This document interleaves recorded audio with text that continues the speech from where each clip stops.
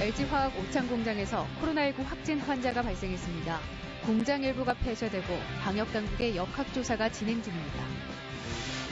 충청북도가 청주와 혁신도시, 충주를 연결하는 가칭 오창밸리 구상을 밝혔습니다. 연구중심밸리로 제2의 판교가 목표입니다. 공유재산을 무단 매입한 충주시에 충청북도가 기관 경고했습니다. 관련자 징계는 빠져 솜방망이 감사 논란이 일고 있습니다. 쌀 생산량이 감소하면서 가격이 오름세입니다. 벌써부터 쌀값 논쟁이 벌어지고 있습니다.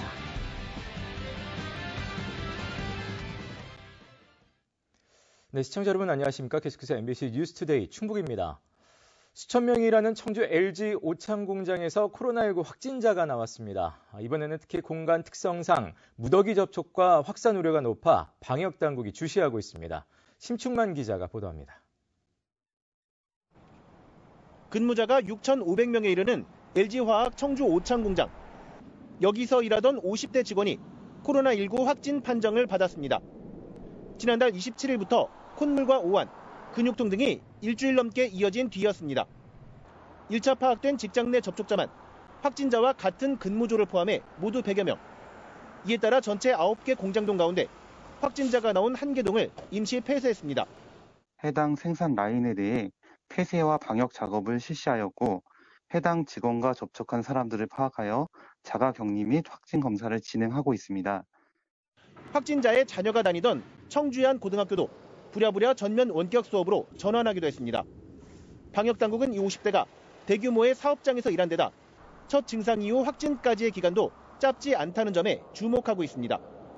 이에 따라 대응 기준을 대폭 강화해 검사 대상을 기존 자가격리에서 능동감시 대상까지 모든 접촉자로 확대하고 회사 밖 동선도 카드 사용 내역과 GPS를 추적해 감염 경로는 물론 가족을 비롯한 추가 접촉자도 찾고 있습니다. 감염원이 뚜렷하게 없이 기간도 한 25일부터 좀 오래됐다는 것에 예의주시하고 있으며 잘못하면 큰 감염 모형원으로 확산될 수 있다는 것에 대해서 이번 청주 대기업에서 발생한 50대 확진자는 충북 195번째로 충북의 누적 확진자 수는 곧 200명을 넘어설 전망입니다. MBC 뉴스 심충만입니다. 돌봄 업무에 지자체 이관에 반대하고 전일제 근무를 요구하는 전국 초등 돌봄 전담사의 파업이 오늘로 예정된 가운데 도내 초등학교에도 비상이 걸렸습니다. 충청북도 교육청은 도내 초등 돌봄 전담사 340명 가운데 절반 이상이 파업에 참여할 것으로 예상됨에 따라 학교 관리자를 투입하는 등 대책을 마련 중이라고 밝혔습니다. 도내에서는 초등학교 260곳에서 학생 7,400여 명이 돌봄 교실을 이용하고 있는데 이는 전체 초등학생의 8.7%에 해당됩니다. 의회 승인 없이 수십억 원을 쓴 충주시의 옛 한전연수원 무단 매입과 관련해 그 전말이 반년 만에 공개됐습니다. 그야말로 전 과정이 엉망이었는데요. 정작 지역을 발칵 뒤집어 놓은 공무원들은 징계하지 않는 것으로 결론이 났습니다. 정재영 기자가 보도합니다. 방치 상태였던 연수원 부지 매입에 충주시가 쓴 27억 2천만 원은 전 주인이 사들인 것에 비해 10억 원 이상 높은 가격이었습니다. 의회에는 매입 사실조차 숨겼습니다. 무거운 책임감을 느끼고 시민 여러분과 의회에 다시 한번 진심으로 사과드립니다.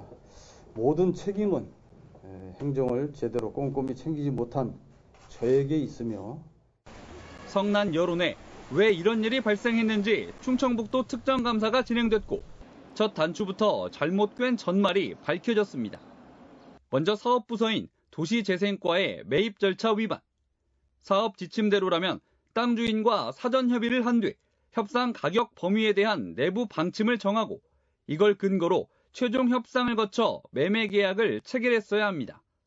그런데도 충주시는 지침을 어기고 사전 협의와 내부 방침 없이 땅 주인이 제시한 매매 희망 금액을 최종 협상가로 정했습니다. 공익사업에 해당하지 않아 세금 감면 대상이 아닌데도 땅 주인에게 양도소득세 할인 혜택도 줬습니다. 매입이 아니라 토지 보상으로 잘못 처리했기 때문입니다. 문제투성이 매입에 예산을 집행한 회계과도 책임은 마찬가지. 토지 보상으로 들어온 지출 요구를 매입으로 바로잡지 않은 데다 의회 승인을 받았는지 확인도 없이 예산을 집행했습니다. 심지어 매입 예산이 부족하자 다른 곳에 써야 할 예산 약 6억 원을 끌어다 쓰기까지 했습니다. 의회 승인이 난 걸로 착각했다던 도시재생과 담당 공무원들은 부결 다음 날 심의 결과가 적힌 업무 보고와 공문을 확인한 사실도 드러났습니다. 그런데 어이없는 일은 여기서 끝이 아닙니다. 이렇게 많은 문제들이 드러났는데도 감사를 벌인 충청북도는 행정을 엉망으로 한 충주시 공무원 6명 모두 징계 대상은 아니라고 결론 냈습니다. 재심의 과정에서 당초 중징계 1명, 경징계 2명 등 징계 대상자들까지 훈계로 대폭 수위를 낮춰준 겁니다. 사적인 이익을 취하지 않았고 사업 목적 달성에 크게 반하지 않은 점, 공익성 인정 등 법제도적 개선 필요성 등을 이유로 들었습니다. 사업 중단을 막기 위한 고육지책이었던 의회의 사후 승인도 감경 사유로 작용했습니다. 이 감사 결과를 보면 명백하게 잘못된 부분이 지적이 되어 있습니다. 앞으로 재발 방지나 이런 차원에서도 이게 하나의 사례가 될 텐데 이번 조치는 조금 이해하기 힘든 부분이 많다. 결국 충주시가 기관 경고를 받는 선에서 사실상 마무리된 감사. 이달 말쯤 연수원 건물에 대한 정밀 안전진단 결과가 나올 예정이어서 매입이 적절했는지는 또 한 번 도마 위에 오를 가능성이 남아 있습니다. MBC 뉴스 정재영입니다. 6.17 규제로 사실상 제로 상태를 유지했던 청주 지역의 아파트값 변동률이 상승세로 돌아서고 있습니다. 한국감정원이 발표한 11월 첫 주 주간 아파트 매매가 동향에 따르면 지난달 중순 마이너스였던 청주 전체 아파트값 평균 변동폭은 지난주 0.03%에 이어 11월 첫 주 0.05%로 점차 상승폭이 커지고 있습니다. 구별로는 흥덕구가 전주 대비 0.1%의 최대 상승폭을 보였고 상당구 0.06%, 청원구 0.02% 등의 순이었습니다. 충북자치연수원 제천 이전 사업이 행정안전부 심사를 통과하면서 속도를 내고 있습니다. 충청북도는 이 사업이 지난달 말 행정안전부의 지방재정투자심사까지 조건부로 통과됐다며 다음 달 도의회에서 예산이 확정되면 조기 착공이 가능하다고 밝혔습니다. 충청북도는 제천시가 무상 제공하기로 한 이전 부지에 내년 11월 착공해서 오는 2023년 말 준공을 목표로 하고 있습니다. 충청북도가 제2의 판교를 목표로 가칭 오창밸리를 추진하기로 했습니다. 제조업 중심인 충북의 산업 구조를 고도화시킨다는 전략인데요. 하지만 지역의 연구 인력 등을 유치하기 위해 정주 여건 수준을 끌어올리는 등 풀어야 할 숙제가 많습니다. 보도에 신병관 기자입니다. 전기 전자 분야를 중심으로 제조업체들이 밀집돼 있는 청주 오창. 지난해 강소 연구개발 특구로 지정되고 최근에는 스타트업 기업들의 입주도 이어지고 있습니다. 여기에 올해 방사강 가속기까지 유치하며 제조업 중심에서 연구개발 기능을 대폭 강화할 발판을 마련했습니다. 방사강 가속기라는 콘텐츠 이런 부분을 통해서 우수한 석박사 인력들이 이쪽으로 올 수 있는 그런 좋은 기회라고 생각이 되고요. 충청북도는 제조업 유치만으로는 충북의 산업 경쟁력을 높이는 데 한계가 있다고 보고 제2의 판교로 오창밸리를 조성하기로 했습니다. 충청북도가 택한 모델인 경기도의 판교밸리에는 연구 개발이 중심인 기업들이 몰려 있습니다. 충청북도는 오창뿐 아니라 인근 오송과 혁신도시, 그리고 충주의 기업과 연구소들까지 연결시킨다는 구상입니다. 오르다가는 판교, 밑으로다가는 대덕, 그 가운데 우리 충북벨트 이런 개념으로 따지면서 오창밸리는 오는 2030년까지 중장기 계획으로 추진되며 오는 2022년 건립될 오창의 지식산업센터가 중심 역할을 맡게 됩니다. 구체적인 청사진은 연구 용역을 맡은 충북연구원이 내년 6월 내놓을 예정입니다. 판교밸리는 주변의 주거 환경과 교육 등 정주 여건을 잘 갖추고 있어 성공할 수 있었습니다. 충청북도의 구상대로 충북의 제2의 판교밸리를 만들기 위해서는 정주 여건이라는 쉽지 않은 숙제를 함께 풀어가야 할 것으로 보입니다. MBC 뉴스 신병관입니다.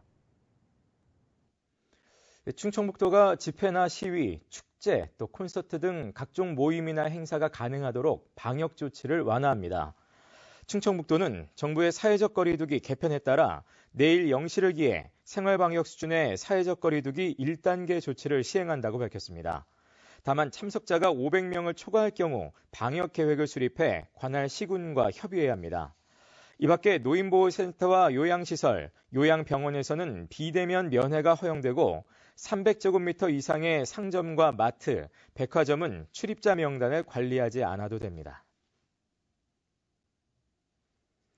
도쿄올림픽 연기로 문을 닫았던 진천 국가대표 선수촌에 선수들이 8개월 만에 다시 들어왔습니다. 대한체육회는 어제 국가대표 선수와 지도자에게 진천 선수촌의 문을 개방했습니다. 이에 따라 남녀 기계체조를 시작으로 복싱과 역도 등 6개 종목 120명의 국가대표들이 1차로 진천 선수촌에 재입촌했습니다.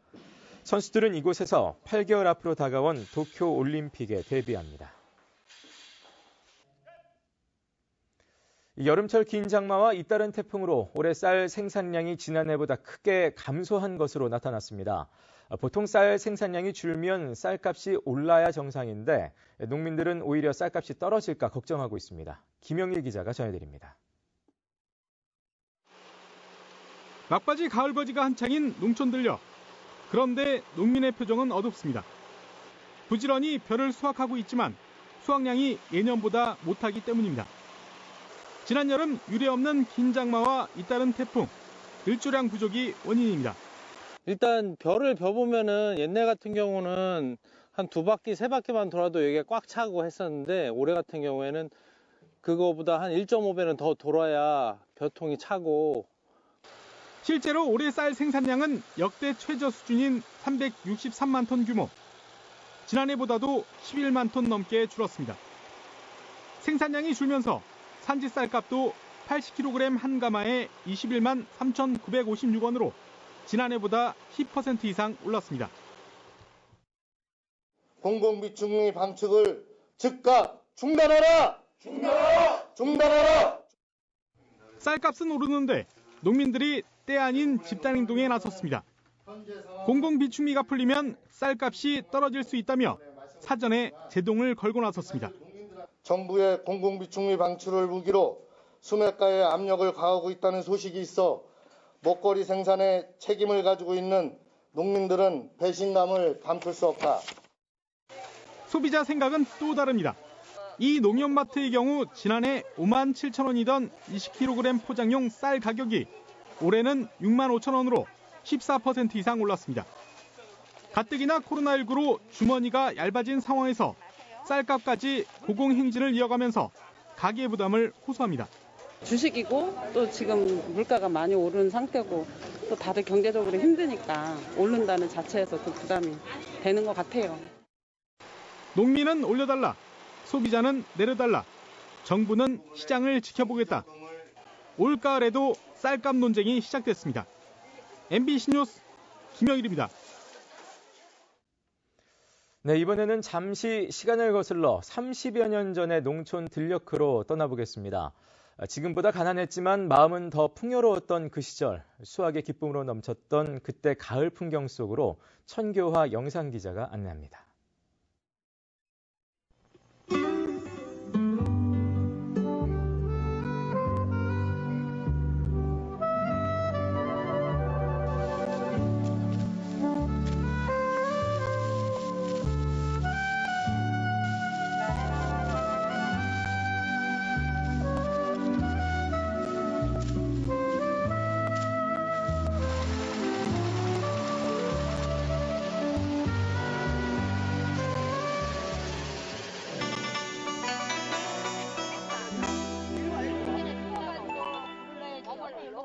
막걸리 한 잔.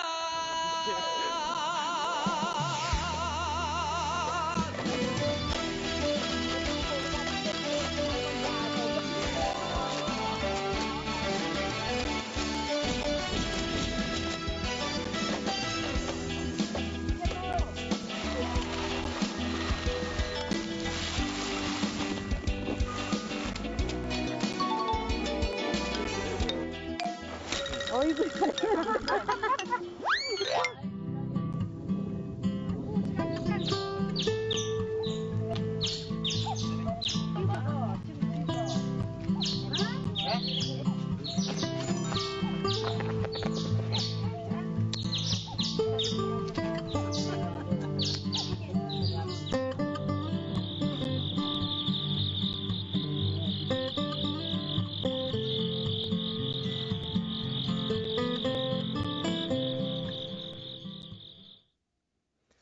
속리산 국립공원 사무소가 산불 예방을 위해 오는 16일부터 일부 탐방로의 출입을 통제한다고 밝혔습니다. 통제 노선은 문장대에서 묘봉, 또 용화지구에서 민판동, 옥양폭포에서 입석, 그리고 자연학습원에서 낙영산 구간 등 모두 8개 탐방로입니다. 통제구역 무단 출입과 흡연, 그리고 취사 행위가 단속됩니다. MBC 충북 창사 50주년 특집 다큐멘터리 새날의 아이들이 내일 밤 8시 50분에 방송됩니다. 새날의 아이들은 부모를 따라 한국에서 살고 있는 중도 입국 외국인 청소년들이 한국 사회에 적응하는 과정을 미인가 대안학교인 청주 새날학교를 중심으로 편견 없이 그려냈습니다. 한편 다큐멘터리 새날의 아이들은 MBC 충북 유튜브 채널을 통해 온라인으로도 시청할 수 있습니다.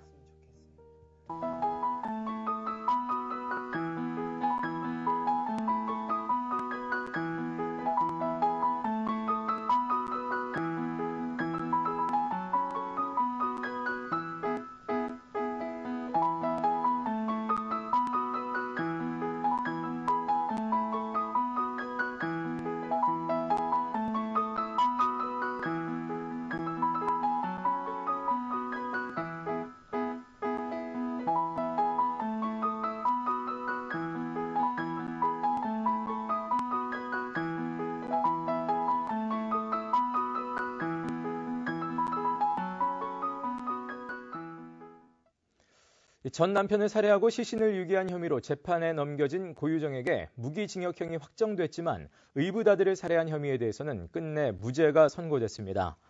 대법원 일부는 살인, 사체 손괴, 사체 은닉 혐의로 구속 기소된 고 씨에 대해 범행 도구와 방법을 검색하고 졸피뎀을 처방받아 구매하는 등 범행을 치밀하게 계획했다고 보고 무기징역을 선고한 원심을 확정했습니다. 다만 의붓아들 살해 혐의에 대해서는 함께 잠을 자던 아버지에게 눌려 사망했을 가능성을 배제할 수 없다며 앞서 증거 불충분으로 무죄를 선고했던 1심과 2심의 판단을 유지했습니다. 동서발전이 이달 안에 음성 천연가스 발전소 기본 설계안을 확정하고 다음 달부터 토지 매수에 착수합니다.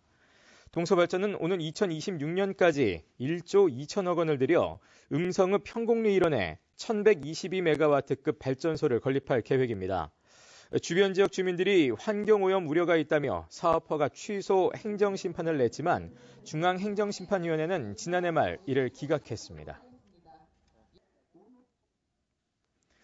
코로나19 여파로 추진되지 못했던 충청북도에 찾아가는 기업규제 혁신지원단이 오늘부터 운영됩니다. 지원단은 오늘 단양군 적성농공단지를 시작으로 기업들을 대상으로 법률과 행정, 세무 관련 상담에 나서고 상담 당일 참석하지 못하는 기업에 대해서는 서면으로 답변해 주기로 했습니다. 지원단은 당초 지난 4월 청주를 시작으로 도내 11개 시군을 돌며 기업 상담에 나설 계획이었습니다. 충청북도는 많은 기업이 어려움을 겪고 있다며 현장 중심의 체감형 지원단을 운영해 고충을 덜어주겠다고 밝혔습니다.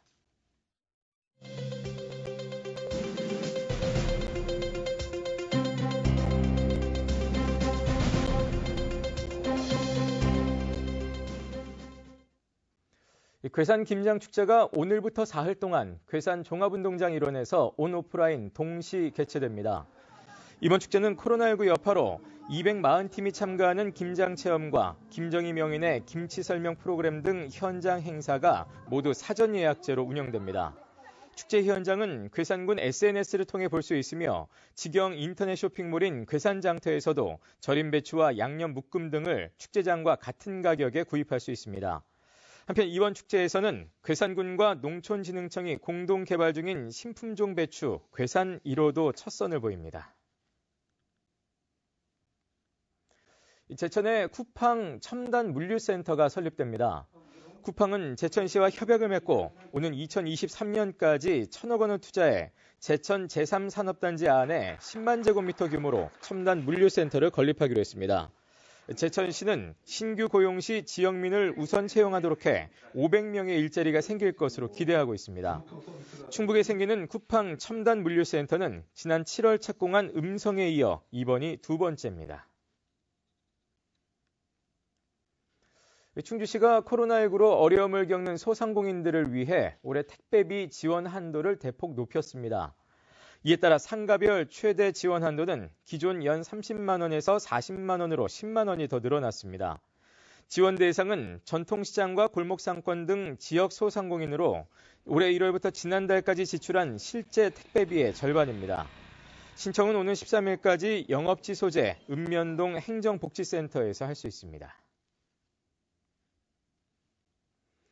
청주시가 농수산물 도매시장 현대화사업 건설공사의 타당성 조사에 착수했습니다. 이번 조사로 사업 예정지 침수 피해 방지를 위한 집안의 높이와 물길 모양을 결정하게 되며 공사 기본 계획도 수립합니다.